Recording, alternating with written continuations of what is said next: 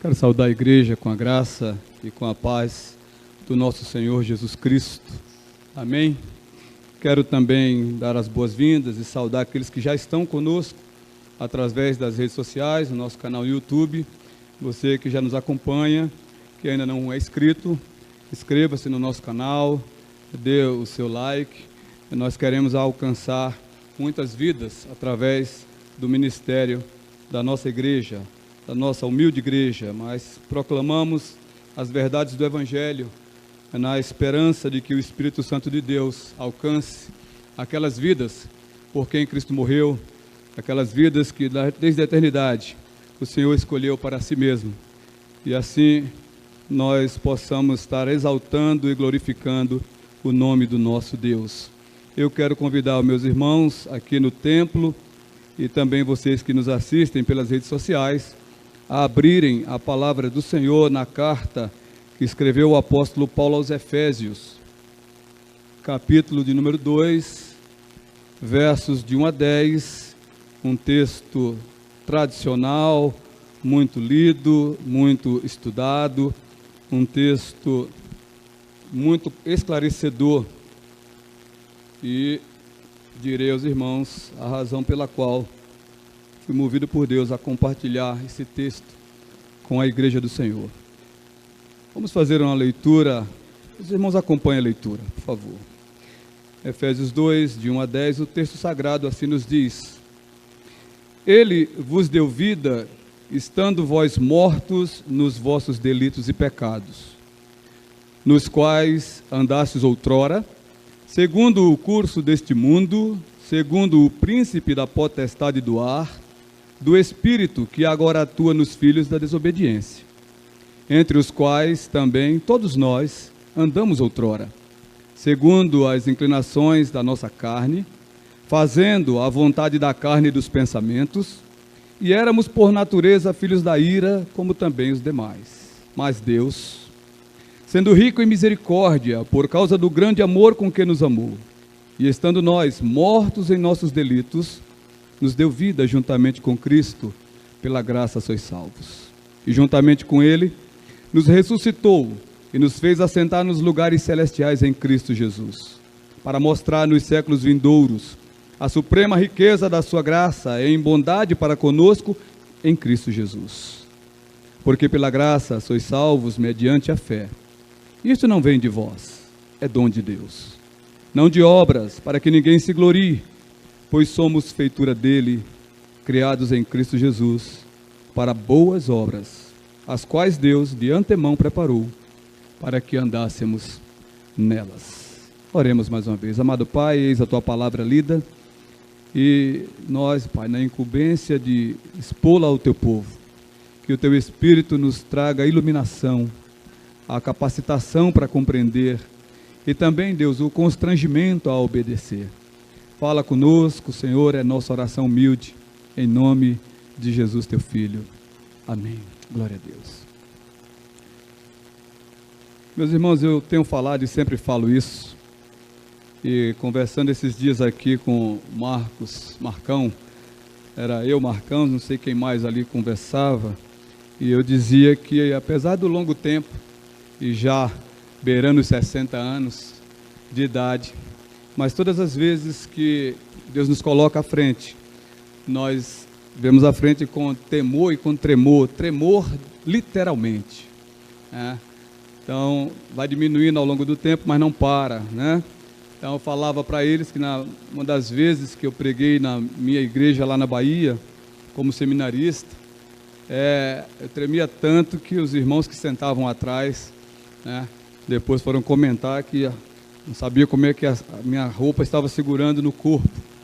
Mas eu louvo a Deus por sempre nos dar esse espírito de humildade, reconhecimento da incapacidade humana, a fim de que, de fato, a autoridade e o poder seja de Deus. E eu, pesquisando para expor essa mensagem para os irmãos, fui rebuscar alguns livros antigos na minha biblioteca e encontrei um livro do Dr. John Stott, O Perfil do Pregador. Esse livro eu ganhei ele em 2003, quando estava ainda morando em Recife, E esse livro ele foi escrito para despertar líderes cristãos, né, acerca do poder e que os líderes precisam ter no seu ministério.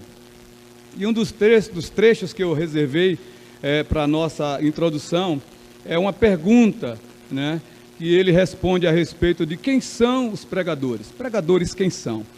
E num trecho ele fala assim: os pregadores, eles são agentes por meio de quem Deus age, os instrumentos que ele usa para despertar a fé nos ouvintes da palavra.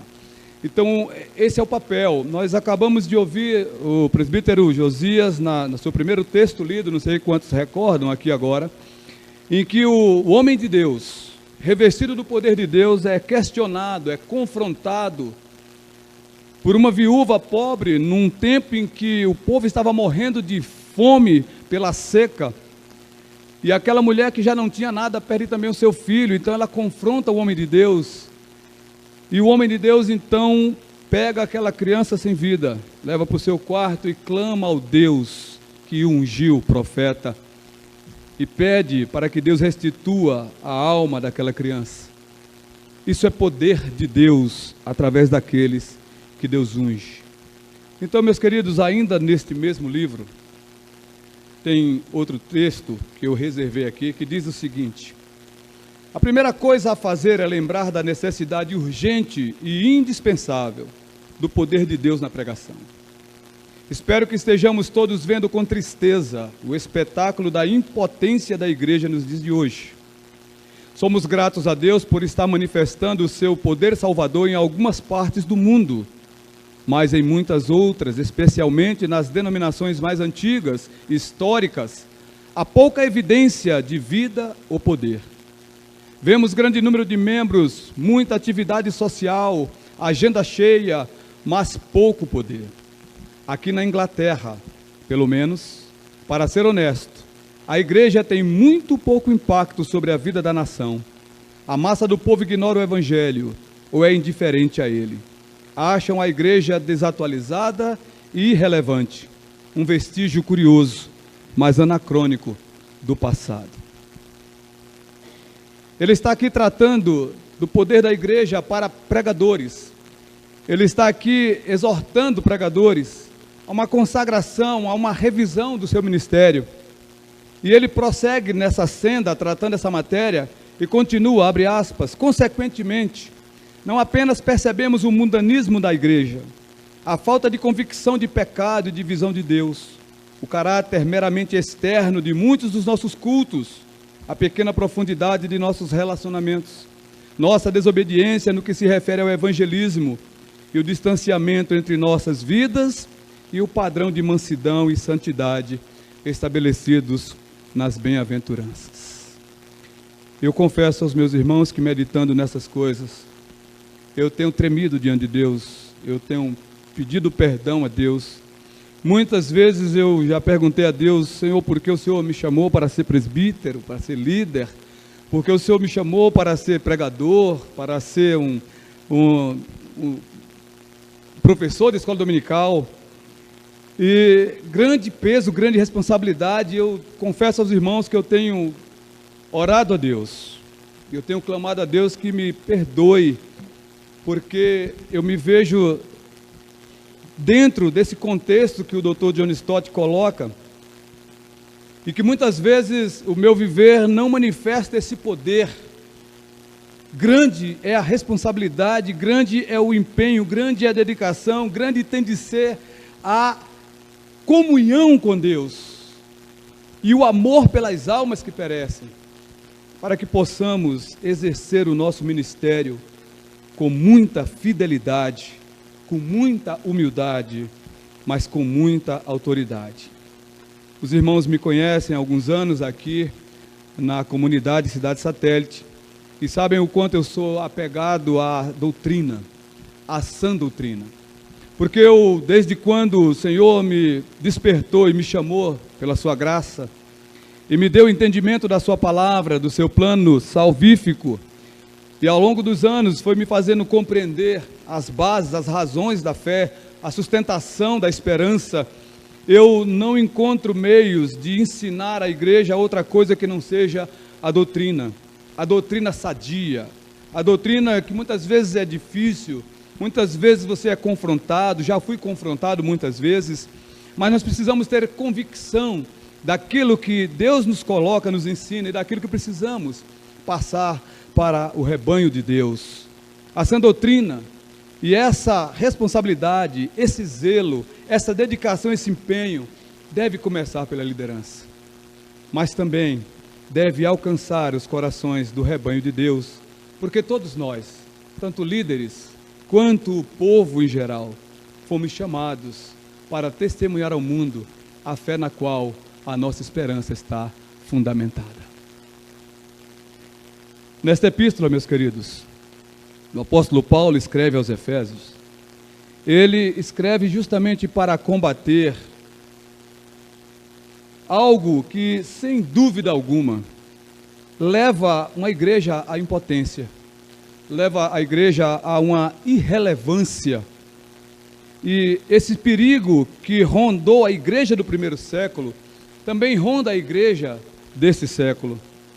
E nós hoje somos mais influenciados e mais vulneráveis a esses ataques do que naquela época, porque hoje temos as redes sociais, o acesso à informação instantânea. Você pode estar me ouvindo aí agora e já no seu celular consultar se é isso mesmo, ou ver alguém que não concorda com o que eu estou expondo, e você consegue combater, e você é minado. Você tem televisões 24 horas, com igrejas ditas evangélicas pregando um falso evangelho 24 horas por dia. Você é bombardeado com ideologias.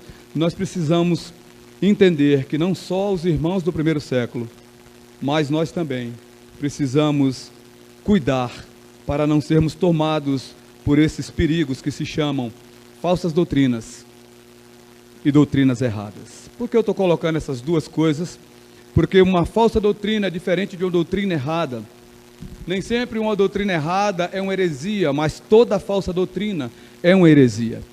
Mas para a curiosidade de vocês, essa constatação que o Dr. John Stott fez a respeito da igreja na Inglaterra, ela se deu num ano que vocês não vão imaginar, porque parece que foi ontem. Esse livro do Dr. John Stott foi escrito em 1961.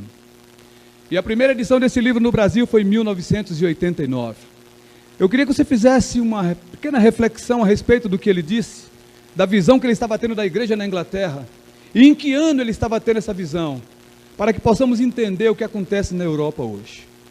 Hoje nós temos notícias do estado de morte, de esfriamento, de gelo, de inércia da igreja na Europa.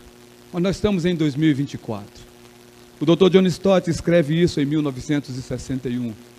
Então ele está dizendo para mim e para você que o processo de morte da igreja não é algo que acontece de forma estanque, mas o inimigo vai trabalhando paulatinamente e vai matando através das falsas doutrinas, das doutrinas erradas, da falta de fundamentação, dos adendos que vamos colocando dentro da igreja, das licenciosidades que vamos permitindo, dos arranjos que vamos empreendendo. Nós vamos procurando amoldar a igreja ao nosso habitat, ao nosso hábito, à nossa boa vontade, ao nosso agrado. Vamos transformando o ambiente em algo que nos agrade, para que estejamos aqui, porque aqui é um ambiente que nos agrada. E correremos o risco de um dia estarmos vivendo o que as igrejas na Europa estão vivendo hoje. Mas eu quero então voltar para o texto e dizer que dentre os perigos que o apóstolo Paulo está escrevendo para combater, haviam pelo menos dois que eu vou relatar aqui. E o primeiro deles era produzido pelos judaizantes. Judaizantes nada mais eram do que judeus que se converteram ao cristianismo, e outros que diziam que se converteram ao cristianismo e logo então faziam parte do corpo da igreja. E nós precisamos pensar também que as igrejas do primeiro século não tinham o Novo Testamento como temos assim. Os irmãos não podiam ter na sua cabeceira uma Bíblia para estar lendo toda hora, estudando, meditando, aprendendo. Eles tinham que ouvir o pregador que falava nas reuniões. e muita gente vinha de outras cidades, como Paulo teve várias oportunidades e tinha a oportunidade de falar para o povo. Então os judaizantes também, espalhados pela Ásia, infiltrados ou integrados à igreja cristã, eles tinham voz dentro da igreja. E esses judaizantes, quando tinham voz, eles então reafirmavam a fé em Jesus. Mas eles acrescentavam a fé em Jesus como suficiente para a nossa salvação. Eles acrescentavam então práticas do Antigo Testamento, práticas da Antiga Aliança, que a cruz de Cristo já havia anulado. Então eles passavam a ensinar também que era Cristo que salvava, mas também precisavam se cumprir ritos da lei, precisavam circuncidar-se, precisava guardar dias, guardar sábados, não podia comer isso, não podia comer aquilo. E essas doutrinas erradas iam minando a mente e os corações do povo da igreja em Éfeso e outras igrejas pela Ásia. Esse era um primeiro grande perigo, os judaizantes. Outro perigo muito corrente no primeiro século e segundo século era uma filosofia chamada gnosticismo. E essa filosofia corria à solta no primeiro século do cristianismo. E pelo menos dois braços dessa filosofia chamada gnosticismo estava infiltrado dentro da igreja ou no contexto social da sociedade daquela época. E o primeiro braço era o ceticismo.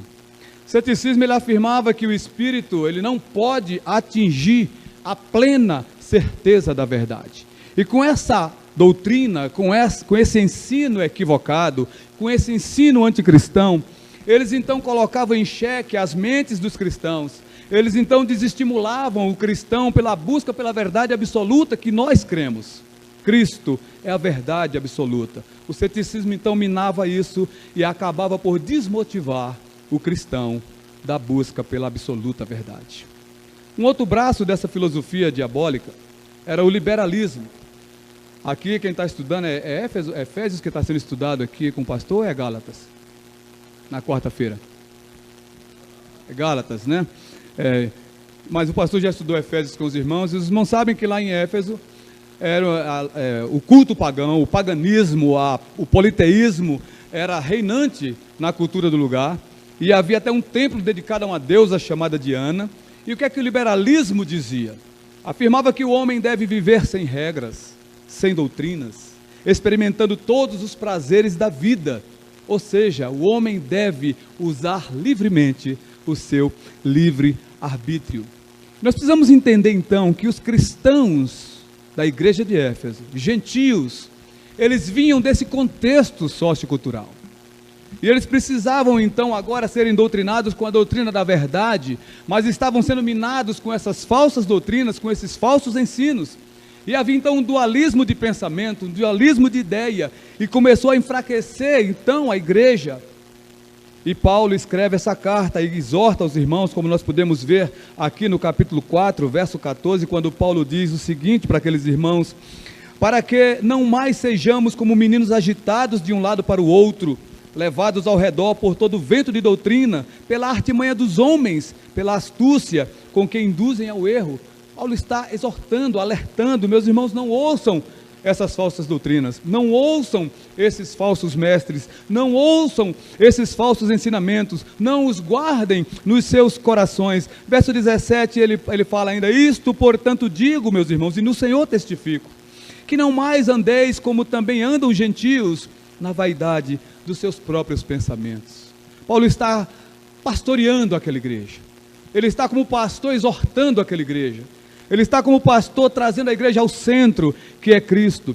E ele continua na sua exortação, capítulo 5, versos 3 a 6, ele diz: mas a impudicícia e toda sorte de impurezas, ou cobiça, nem sequer se nomeia entre vós como convém a santos, nem conversação torpe, nem palavras vãs, ou chocarrices, coisas inconvenientes, antes pelo contrário, ações de graça.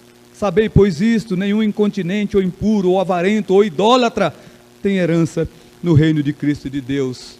Ele está dizendo: não ouçam essa filosofia diabólica chamada gnosticismo. Em Cristo a nossa liberdade está condicionada à sua santa vontade. O apóstolo Paulo diz: o amor de Cristo me constrange. Ai de mim, se não buscar fazer aquilo que lhe agrada. E Paulo ainda continua, meus irmãos, nessa mesma preocupação como objetivo da sua carta, exortando os irmãos. Ele fala no capítulo 3, verso 1, por esta causa eu, Paulo, o prisioneiro de Cristo, por amor de vós, gentios, se é que tendes ouvido a respeito da dispersação da graça de Deus, a mim confiada para vós outros. Olha, eu estou falando com vocês, eu oro por vocês, pelo amor que tenho à igreja, pelo ministério que me foi confiado por Jesus Cristo. Falo com zelo, com amor, falo porque os amo, falo porque quero preservar vossas vidas para apresentá-los a Deus perfeitos, incontaminados deste mundo. E no verso 14 ele faz a sua segunda oração, dizendo, por esta causa me ponho de joelhos diante do Pai. Por esta causa, Deus tem me constrangido, e eu quero dizer aos irmãos, que Deus tem me constrangido a me colocar de joelhos pela igreja do Senhor, para que Deus nos dê autoridade, com todo amor e tremor, a fim de constranger os vossos corações, para que nós não sejamos daqui a alguns anos para frente, escritos ou falados, lembrados, como as igrejas da Europa estão hoje, quando foi constatada a sua derrocada, ainda nos anos 60. Precisamos, meus amados, saber quais são as bases da nossa fé, quais são as bases de sustentação da nossa esperança. Por isso, muito ousadamente, eu quero nesta noite expor esse texto lido aqui para os irmãos, a expectativa, meus queridos, de trazer luz, de trazer um pouco de entendimento para o enfrentamento que nós temos. Você tem, eu tenho. Não coloque só isso nos ombros da liderança. Você como cristão, você tem um enfrentamento contra as falsas doutrinas, contra o falso evangelho. Você também é testemunha de Cristo. Cristo precisa ser pregado, e Cristo é pregado a partir do meu testemunho de vida. O mundo precisa compreender que de fato Deus opera na minha vida, Ele fez uma obra na minha vida, o testemunho interno do Espírito em mim me dá autoridade para testemunhar desta verdade, e eu não posso me convencer de outra verdade, porque esta é a verdade absoluta.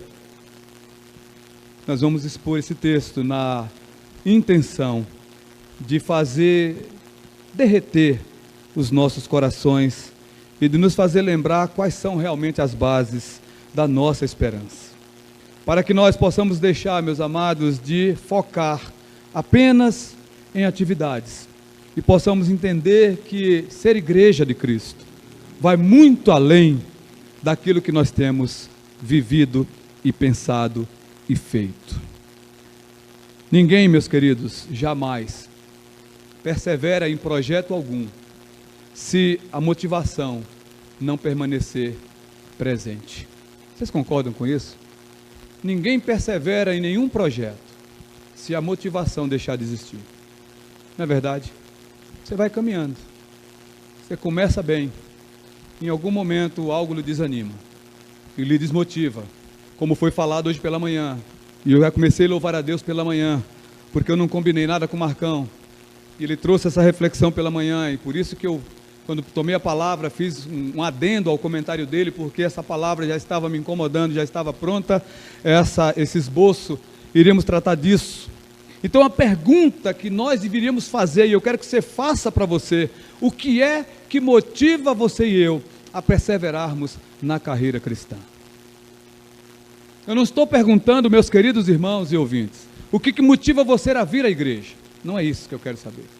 Não é isso que Deus está perguntando nessa noite. O que é que motiva você a se integrar num hall de membros de uma igreja? Não é isso que eu estou perguntando. Não interessa. O que é que motiva você a não faltar ao culto, a não faltar à escola? Não é isso que eu estou perguntando. A pergunta é o que é que motiva você a perseverar na carreira cristã.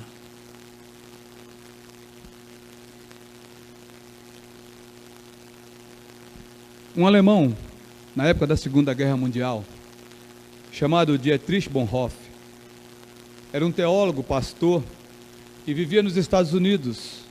E estando nos Estados Unidos, ele estava livre dos enfrentamentos da Segunda Guerra no seu país e na Europa como um todo.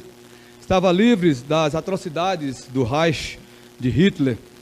Mas como servo de Deus, Dietrich Bonhoeffer foi tocado por Deus para que se lembrasse do que de fato motivava ele na carreira cristã. E movido por essa reflexão sincera, Dietrich Bonhoeffer volta à Alemanha.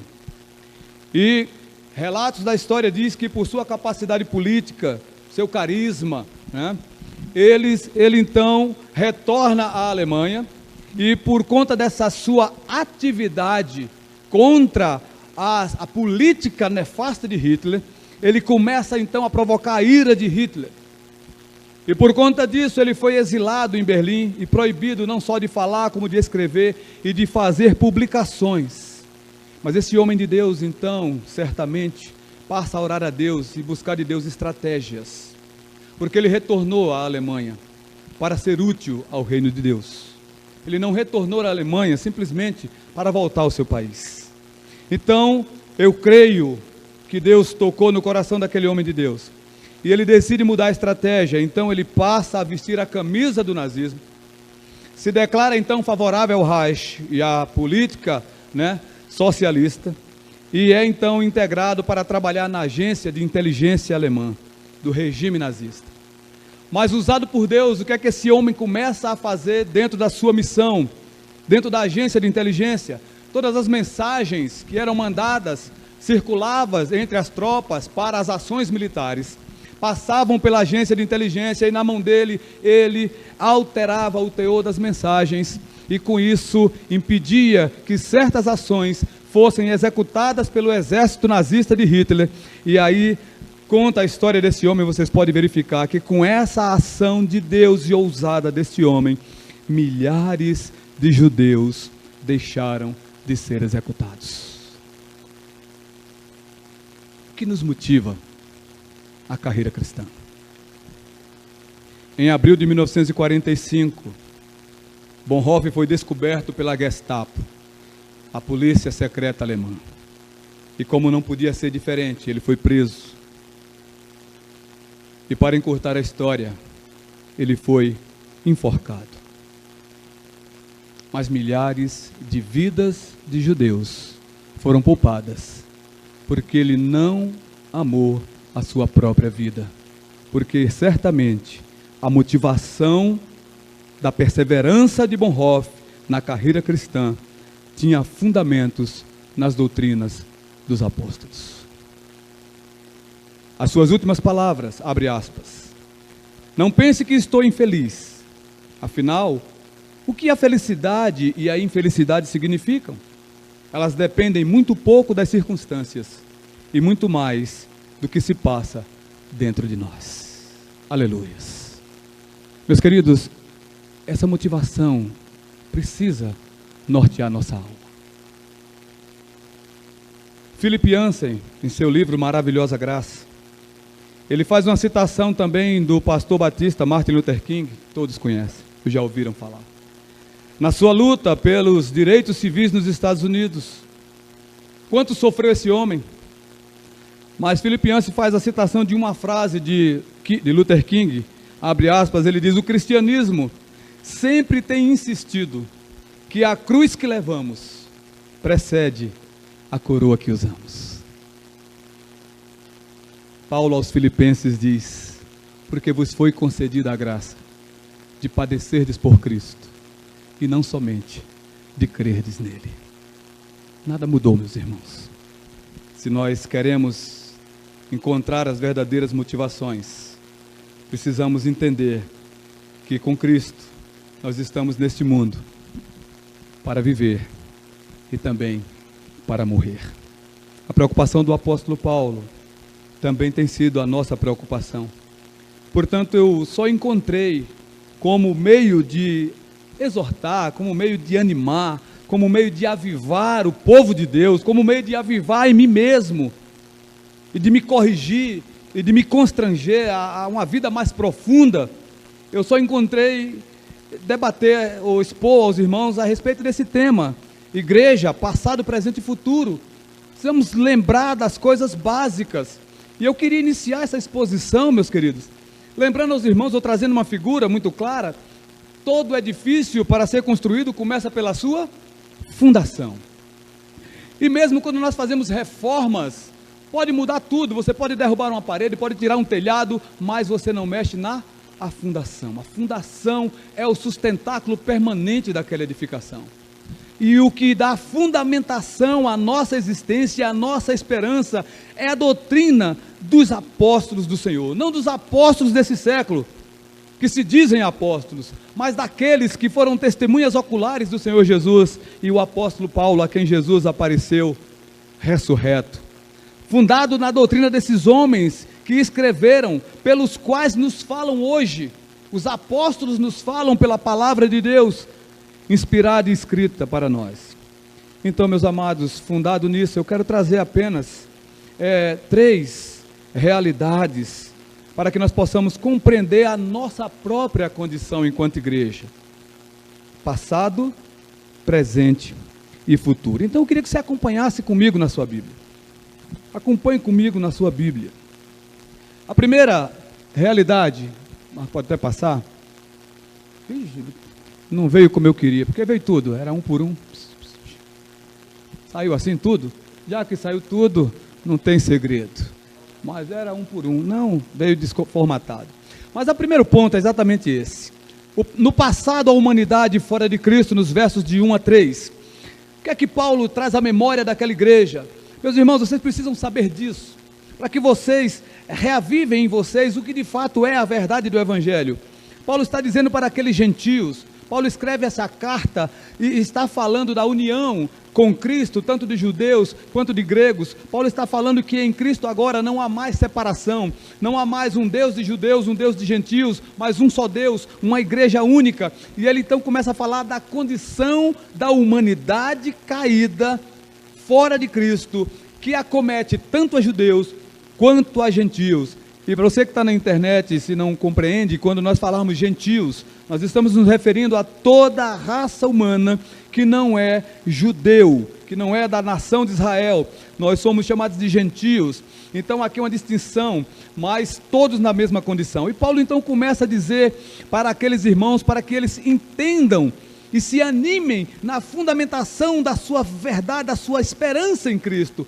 Ele vos deu vida, estando vós mortos nos vossos delitos e pecados. Então Paulo está dizendo, olha, vocês hoje igreja de Deus, vocês hoje igreja de Cristo, antes que Cristo atuasse na vida de vocês, que esperança vocês tinham? Vocês estavam mortos. E na condição de mortos, vocês não tinham autoridade, nem poder, nem iniciativa, nem capacidade alguma de dar um passo na direção de Deus, na direção da própria redenção de vocês. Essa era a condição de vocês no passado, até que Deus se revelasse no tempo da sua vontade. Estavam mortos. Mortos nos vossos delitos e nos vossos pecados. Deus revela então o estado de desgraça, de miséria, de vazio, de impotência, de incerteza, de desesperança, que era o legado da raça humana, tanto judeus quanto gregos.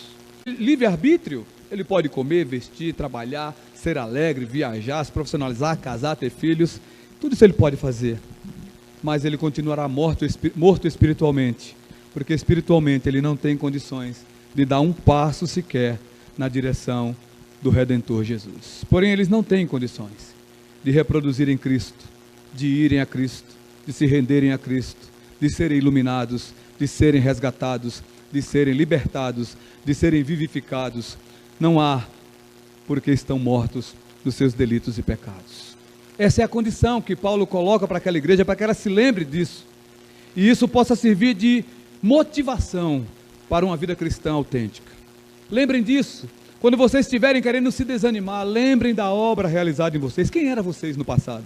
Estavam mortos. Segunda verdade, estávamos escravizados, verso 2, nos quais andastes outrora, segundo o curso deste mundo, segundo o príncipe da potestade do ar, do espírito que agora atua nos filhos da desobediência. Esse espírito de Satanás, no qual opera nos filhos da desobediência, os escraviza desde o dia em que nossos pais venderam o seu direito de liberdade, lá no jardim, decidindo livremente desobedecer a Deus, quebrar sua aliança e o pacto com Deus e passarem ao domínio de Satanás. Escravizados, sim, sem condições de fazer nada que pudesse redundar na sua vida. Paulo está dizendo: meus queridos, essa é a condição que vocês estavam no passado. Essa é a condição de vocês antes de Cristo. O que jaz por trás do pecado a ponto de nos manter em tal cativeiro? O próprio mundo, a nossa carne corrompida pelo pecado e o príncipe deste mundo que anda em derredor procurando a quem possa devorar. Antes de Cristo era esse, meus queridos, o ambiente em que nos desenvolvíamos, em que nós nos sentíamos plenamente habituados, familiarizados com ele. Muitos até, como eu, achando que tínhamos liberdade. Mas Paulo então traz à memória que nós no passado, falando à igreja, estávamos de fato fora de Cristo, mortos, escravizados, e uma terceira verdade é que estávamos também, em consequência disso tudo, condenados. Paulo fala: vocês não estavam só mortos, vocês não só eram escravos, mas no verso 3 ele diz: entre os quais também todos nós andamos outrora. Veja que Paulo se coloca, sendo ele judeu, na mesma condição dos gentios, entre os quais também todos nós. Paulo está dizendo: não há distinção, não é porque eu sou judeu, não há um privilégio. A condição humana diante de Deus, depois da queda, é a mesma. Todos estão debaixo do pecado e todos estão escravizados e, consequentemente, todos estão mortos. E Paulo então continua: andamos outrora, nós também, não só vocês, segundo as inclinações da nossa carne. Era essa a nossa inclinação natural. Nossa inclinação jamais era para as coisas do Espírito. Nossa inclinação natural era para as coisas da carne. Fazendo a vontade da carne, era essa a nossa disposição natural. E nós fazíamos as vontades dos nossos próprios pensamentos corrompidos. Essa era a nossa direção natural. E Paulo então conclui: e éramos por natureza filhos da ira, como também os demais. Paulo está dizendo: meus irmãos, lembrem-se disso. E eu espero que essa memória possa fazer com que vocês se motivem, lembrando o que Deus fez para mudar esse estado de vocês. Que a motivação de vocês então seja outra, como eu falei no início. Que a motivação de vocês não seja apenas ser sócio de um clube cristão, mas que a disposição e a motivação de vocês seja fundamentada naquilo que Cristo fez na sua vida. Na condição que Cristo mudou, tirando você dos braços da ira e transportando você para os braços da sua graça. Então, meus queridos, lembrando disso, eu espero que essa razão de fé possa ser um dos motivos para que a nossa disposição na carreira também mude de direção. Mas há uma segunda realidade da igreja que Paulo coloca aqui.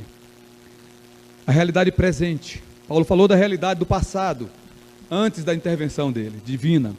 E agora a humanidade em Cristo. Nós vamos ver aqui nos versos de 4 a 6, o que é que o apóstolo diz.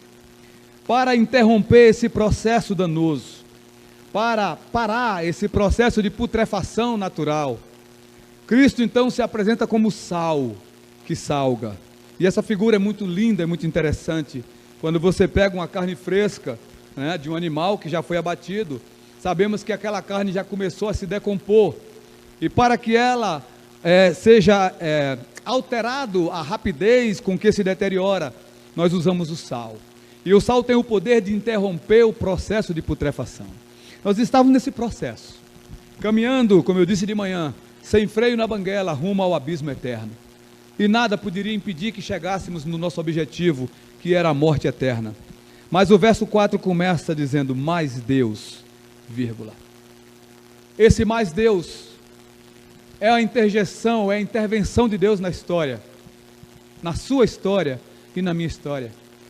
E pode ser hoje também a intervenção de Deus na sua história, você que nos ouve, que ainda não teve um encontro com Jesus. Mas Deus, sendo rico em misericórdia, por causa do grande amor com que nos amou, e estando nós, eu e você, mortos nos nossos delitos, nos deu vida juntamente com Cristo. Pela graça sois salvos, por causa do grande amor com que nos amou, e juntamente com Ele nos ressuscitou, e nos fez assentar nos lugares celestiais em Cristo Jesus. Veja o começo, meus irmãos. Nossa realidade era essa. Se essa primeira realidade, para a igreja hoje refletindo, já nos serve de base para uma motivação diferente, quanto mais essa segunda razão, essa segunda motivação, essa segunda verdade, a humanidade em Cristo. Deus mostra a grande mudança, Deus intervém na história, no tempo que Ele já havia reservado para que as coisas acontecessem, porque nada em Deus acontece fora do tempo, nada em Deus acontece fora do contexto daquilo que Ele decretou. Deus não se atrasa em suas ações, nem retarda, nem adianta, tudo caminha conforme Ele escreveu e decretou. E no tempo pleno, Ele interveio na minha história. E eu lembro exatamente o dia em que Deus interveio na minha história. E quando olho para a minha história, a intervenção de Deus na minha história, e é o meu testemunho, eu me lembro e olho para mim no passado, nessa condição em que eu estava, fora de Cristo. E quando eu percebo e me lembro daquele dia, eu louvo a Deus por tudo que Ele me poupou, por tudo que Ele me preservou no passado, por todos os livramentos que Ele operou na minha vida quando andava errante, porque Ele tinha o propósito firme de, no tempo certo e pleno da sua vontade, resgatar essa alma, porque assim Ele havia determinado na eternidade. Mas Deus, sendo rico em misericórdia, e por causa do grande amor com que amou a Marcos, a José, a Maria, a Josefa, a João, a Helena, a Pedro, a Paulo, e estando todos eles mortos, nos deu vida, juntamente com Cristo pela graça sois salvos. O que Deus fez? Numa só palavra, Deus nos salvou da morte eterna, nos livrou do inferno de fogo e enxofre, nos libertou da condenação certa e nos deu e garante a vida eterna.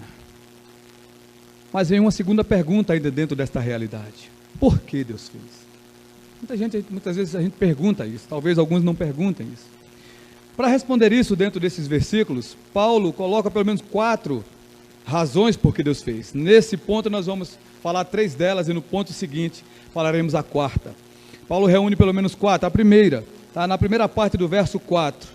Mas Deus, sendo rico em misericórdia. Deus fez isso por causa da sua misericórdia. O que é que nós aprendemos com isso? Deus não fez isso porque Marcos era bonzinho. Deus não fez isso porque a Marta é uma pessoa gente boa, agradava a Deus, fazia algo que Deus pudesse agradar dela, César. Não. Deus fez isso por causa da sua misericórdia. E quando o profeta diz que as nossas iniquidades fazem separação entre nós e o nosso Deus, o outro profeta vem e escreve: as misericórdias do Senhor são a causa de não sermos consumidos. Deus fez por causa da sua misericórdia. O motivo maravilhoso da mudança da nossa realidade foi a misericórdia de um Deus que se compadece de pecadores incapazes de produzir salvação.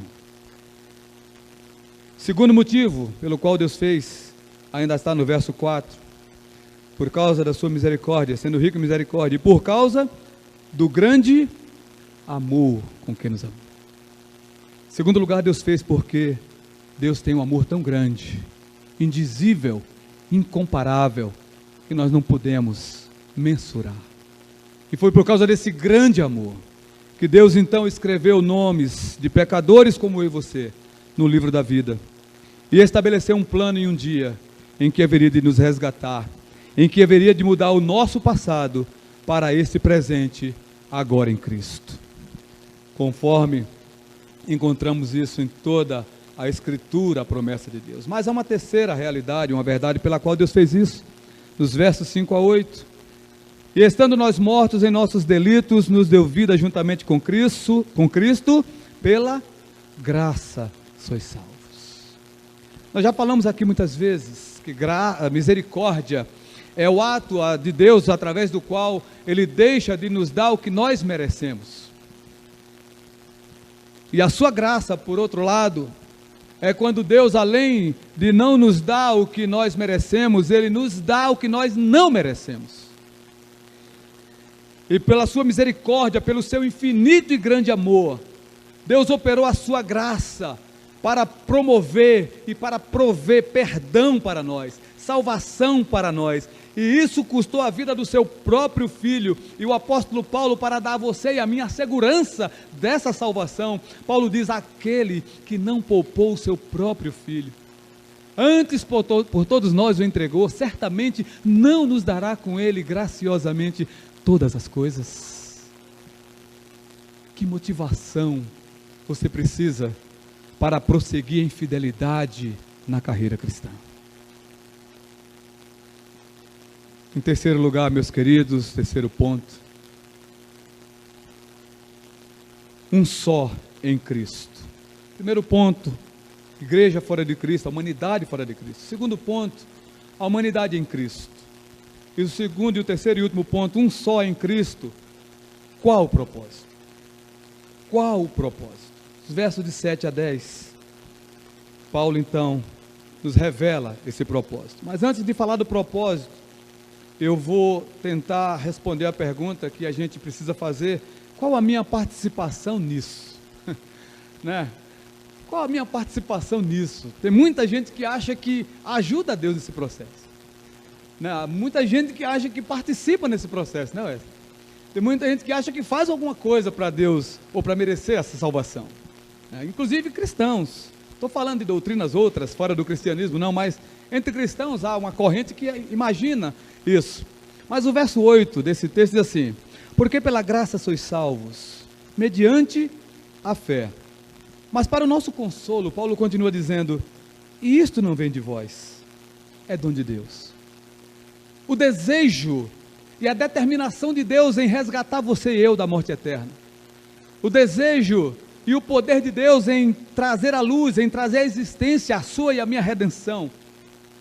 Ela parte do pressuposto do seu próprio querer em prover todos os recursos que você não podia ter ou promover através de você, ou produzir em você nem eu.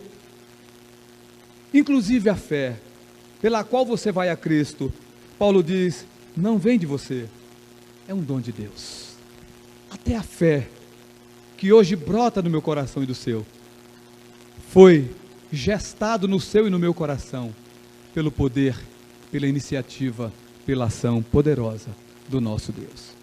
A minha participação então, meus queridos, é nula. Precisamos compreender isso para que tenhamos razão para ter uma vida cristã perseverante, autêntica, voltada para valores de fato eternos, para que saiamos da meninice da vida cristã, para que possamos entender que certas queixas, certas brigas, certas animosidades não condizem com a vida verdadeira cristã. Certas ações são muito simples, muito superficiais para o autêntico viver cristão para o qual Deus nos chama. Deus mudou a nossa realidade para que Ele seja glorificado em nossas vidas. Deus nos chamou na sua graça em Cristo para que agora Ele seja visto pelo mundo através de nós. Precisamos compreender que agora Deus nos coloca como luz e como sal neste mundo, e tudo Ele operou pelo conselho e beneplácito da sua única, exclusiva e santa vontade. A nossa participação foi nula. Então agora Paulo fala daquela quarta razão, né, pela qual Deus fez isso, e está no verso 7, para mostrar nos séculos vindouros a suprema riqueza da sua graça em bondade para conosco. Ninguém mais está vendo o texto. Para mostrar nos séculos vindouros a suprema riqueza da sua graça em bondade para conosco. A quarta razão pela qual, o propósito pelo qual Deus realizou isso, foi a sua bondade. Esse atributo da sua bondade plena, da sua bondade perfeita, da sua bondade demonstrada, principalmente na cruz. Outro dia eu vi uma pregação do pastor Augusto, e eu até comentei aqui na escola, onde eu aprendi uma coisa interessante, que nós falamos do amor incondicional, e eu aprendi que o nosso amor não é incondicional. E amor incondicional é o amor de Deus para conosco. E dentro da bondade de Deus, Deus manifesta esse amor incondicional. E o apóstolo Paulo, falando para a sua igreja em Roma, ele diz: Deus prova o seu próprio amor para conosco, pelo fato de ter Cristo morrido por nós, sendo nós ainda pecadores. Nós amamos, em contrapartida, com uma condição: nós amamos porque Ele nos amou primeiro. O amor de Deus é incondicional. O seu e o meu amor para com Ele tem a condição primária do seu amor incondicional. Qual é a sua motivação? Deus nos amou. Deus foi bondoso a ponto de promover essa restauração.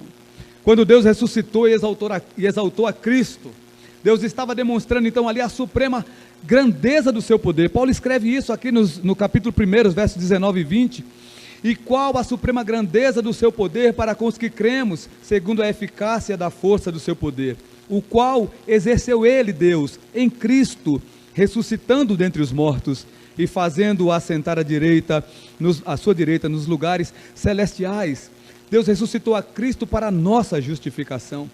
Mas quando Deus ressuscita a Jesus e quando Ele nos chama na sua graça, Ele então nos chama para mostrar nos séculos vindouros, versículo 7 do nosso texto, para mostrar a riqueza da sua graça em bondade.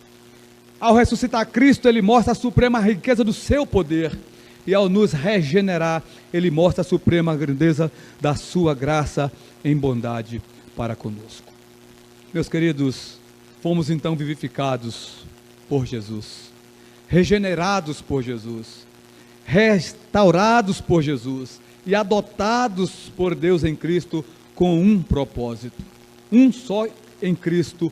Qual o real propósito? Versículo 10. Pois somos feitura dele. Você é feitura dele, mesmo antes de você crer.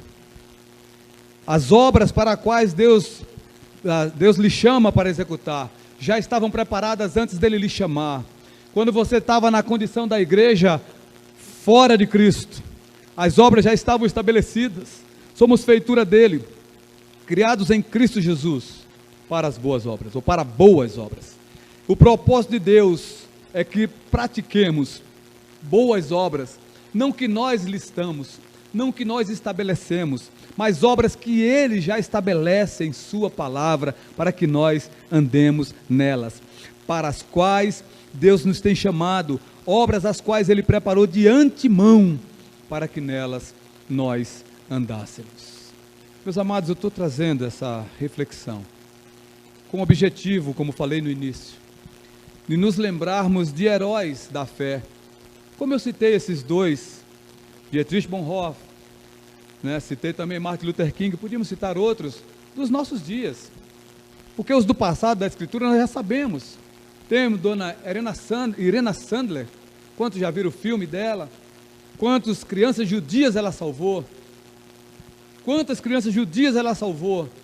E quando foi descoberta, aprisionada e torturada, tendo suas unhas arrancadas, ela não entregou o frasco que guardava com os nomes de todas as crianças e de suas famílias, a fim de lhes restaurar a sua própria identidade num futuro próximo depois da guerra. Ela preferiu a tortura, mas não deixou de manter firme o seu propósito. Qual a nossa real motivação para prosseguirmos na carreira da fé? O propósito final de Deus, meus queridos, é a sua glória. Deus não faz nada simplesmente para agradar a você e a mim, mas Deus nos chamou para ser agradado através de nós, porque tudo Ele faz para o louvor da sua própria glória. Aprendemos então, meus queridos, com isso, já concluindo, que Paulo exorta a igreja, não fazendo promessas, não chamando para campanhas, não prometendo, que essas falsas doutrinas sairiam da igreja, seriam banidas. Paulo não faz falsas promessas. Paulo exorta e anima a igreja, lembrando-lhes os fundamentos da fé cristã. E nós, como líderes cristãos, nos dias de hoje, não podemos exortar o corpo de Cristo, usando de outro expediente, que não seja fazendo-vos lembrar os fundamentos da fé cristã. Eu espero que hoje nós tenhamos relembrado e possamos guardar. E você que compreendeu, que ainda não teve um encontro com Jesus, entenda que Paulo se refere à humanidade, não só a judeus, mas a você, gentio. Talvez você ainda hoje esteja sendo igreja no passado, porque ainda não foi tocado pelo Espírito Santo, mas pode estar acontecendo hoje. Você pode inaugurar então o segundo processo, Cristo em sua vida. E você pode então passar a viver dentro do terceiro passo do processo, que é o propósito para o qual Deus salva almas, a glória do seu nome. Salvação então, meus queridos, é a libertação da morte. Salvação é a libertação da escravidão, que nós vimos aqui dos versos 1 ao 3. A fé ou a graça de Deus é a iniciativa dele em nos salvar. É a iniciativa dele em nos vivificar, a iniciativa dele em nos fazer compreender, é a iniciativa dele de nos constranger pelo seu Espírito a irmos a Cristo. E a fé é a nossa parte, e como eu falei de manhã, todavia essa nossa parte, mesmo essa nossa parte, ela só é iniciativa nossa, a partir da iniciativa primária do próprio Deus. Não vem de vós, para que ninguém se glorie. Não vem de vós, é dom de Deus, e não vem de obras, para que ninguém se glorie. Como eu comecei citando John Stott, eu quero concluir citando John Stott, falando para mim, falando para Wesley, falando para o pastor Belmiro e para os demais líderes cristãos. John Stott, nesse livro, O Perfil do Pregador, diz: sermões não existem para serem apreciados. Seu propósito é dar algum tipo de proveito aos ouvintes e não prazer. Sermões não existem para ser apreciados. Seu propósito é dar algum tipo de proveito aos ouvintes e não prazer. Sendo assim, eu queria concluir com duas ou três aplicações. Primeira aplicação, meus queridos, eu gostaria que você refletisse no que Deus lhe falou hoje à noite. Esquece o pregador com seus erros, com seus deslizes, com sua tremedeira, com seu gaguejar. Mas reflita no que Deus lhe falou hoje, no que Deus lhe trouxe à memória sobre os fundamentos nos quais estão firmadas a fé cristã. E avalie então a partir daí qual o seu nível de relevância no reino de Deus. Qual o seu nível de envolvimento real no reino de Deus? Segunda afirmativa, a segunda colocação para aplicação, para reflexão. Se lhe falta motivação, se debruce na palavra, leia, tome nota de tudo que Deus já lhe falou. Procure lembrar tudo que Deus já fez, tudo que Deus tem feito, e as promessas de tudo que Ele fará, e certamente fará, porque é fiel. E você vai compreender que é impossível permanecer desmotivado. A terceira aplicação é que nós, para sermos relevantes, como temos tido a ousadia de nos colocar enquanto sociedade local, uma igreja relevante, nós precisamos nos tornar servos. A palavra servos, no grego, é traduzida para diáconos, e tem vários significados, mas nesse contexto, diáconos é aquele que busca cumprir o ministério para o qual foi chamado. E nesse contexto, todos nós somos diáconos, porque todos nós fomos chamados para darmos testemunho ao mundo da fé que um dia foi operada em cada um de nós. Que assim Deus possa aplicar nos nossos corações a sua palavra, e que nós possamos ter essas verdades como sendo fundamento da nossa motivação, e que assim sendo, essa igreja de fato venha a ser uma igreja relevante para a glória do nome do Senhor. Amém. Glória a Deus. Vamos orar mais uma vez? Vamos nos colocar em pé. Amado Deus e Pai de misericórdia, Pai do Senhor Jesus Cristo, Senhor nosso e Senhor da igreja, nós louvamos o Teu nome, ó Deus. Humildemente agradecidos porque o Senhor nos usou e certamente o Teu Espírito comunicou as Tuas verdades à Tua igreja. Ó Deus, nada do que foi tratado nesta noite é novo para nenhum de nós aqui. Ó Deus, apenas trouxemos à memória aquilo que o Senhor nos já tem falado, porque cada um de nós pode relembrar o que éramos fora de Cristo. Cada um de nós pode refletir o que nos tornamos quando em Cristo. mas certamente muitos de nós têm esquecido o propósito para o qual tudo isso aconteceu, mas hoje o Senhor nos fez lembrar que o propósito é a tua glória. Ó Deus, que isso possa nos motivar, que isso possa nos quebrantar, que isso possa nos levar a uma humilhação sincera diante de Ti.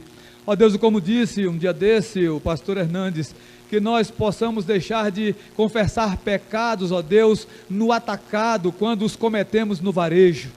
Possamos lembrar de cada um deles e assim confessá-los, ó Deus, inclusive a nossa falta de motivação muitas vezes, e o que usamos como justificativa para a falta de motivação. Espírito Santo de Deus, também te pedimos que esta palavra da salvação encontre lugar nos corações daqueles que ainda não tiveram o encontro real com Jesus, para que eles saibam que fora de Cristo eles estão condenados ao inferno eterno por causa da desobediência, por causa dos seus delitos e dos seus pecados, porque são pecadores e que só podem ser libertos da ira de Deus se tiverem um encontro com Jesus, o Jesus que justifica, o Jesus que liberta, o Jesus que salva verdadeiramente, para que possam então fazer parte do propósito de Deus, que é glorificar e exaltar o teu nome. Deus amado, é nossa oração, humildemente, pedindo perdão, Senhor, pelos pecados que temos cometido, pecado que justificamos para vivermos desmotivados. Perdoa-nos, liberta-nos, renova em nós a esperança da tua glória, em nome de Jesus. Amém.